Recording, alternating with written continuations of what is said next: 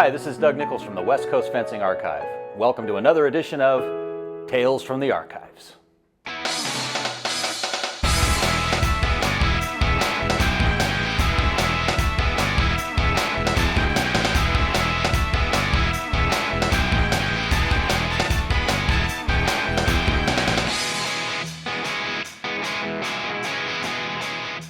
You turn a switch. Yeah, and I didn't know there was another gear. I mean, I'd seen him win tournaments, and I was like, I could be there too.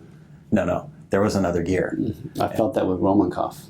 I kind of remember we fenced all the time. In fact, there's misinformation about this. There's some misinformation. Someone said they saw that I beat Romankov, and I said, because I was telling a story, I said I fenced Romankov, and I'd always be here. And he'd always be here. I would be here.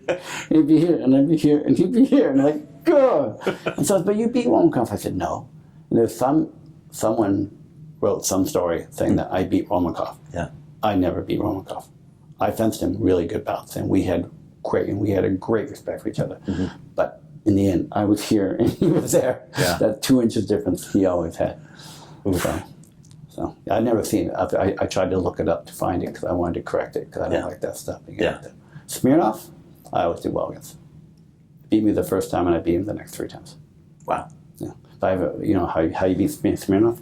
He was a machine. He was a machine. And that's how I beat the machine.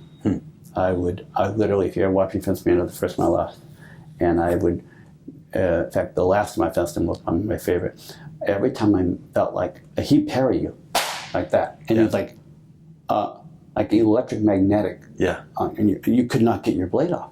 Yeah. I mean, when he parried forward, you'd have to circle around to try and defend yourself. It was like pushing against a tree. It was like so bizarre.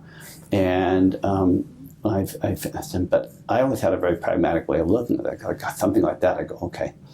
And it was that he was so good, he would never make a mistake. When you think you're going to get parried, when you think the moment you think you're going to hit, you parry. The moment you think you're going to parry, you wouldn't be there. And I worked on it. I sat down. I said, okay. And I actually kind of spent some time doing it with people.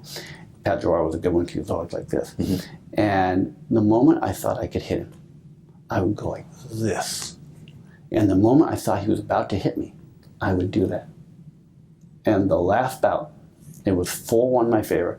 And I'd been doing a straight flush and going like this. And he'd be just about to hit me and I'd be ducking and going like this. I mean, it doesn't make any sense. Yeah. And he would not break. He would not counterattack. He would not, he would just stay on that form. Yeah. When he attacked, he wouldn't hit. And when I just had this feeling, it was 4-1. I came forward, ready fence. I always start like this, go straight like this. And then I would go, like this. And ready fence, I came forward like this, and I went, boom. And he came forward, and he goes just like that, like instead of like he was going to parry and stuck his arm out, which I would have done this normally. And something in my soul just told me. And it was, so I went, and he goes like this, and you can see him go like, and he took off his mask, and I think, man, he goes, like that. Winked at me. He winked at me. I was just, I was one of the happiest moments, and then he like winked at me. But he winked at me. I'm like, what the hell? But at the time I took it as a compliment that you got me. You made me counterattack, you son of a bitch. Yeah. That was good.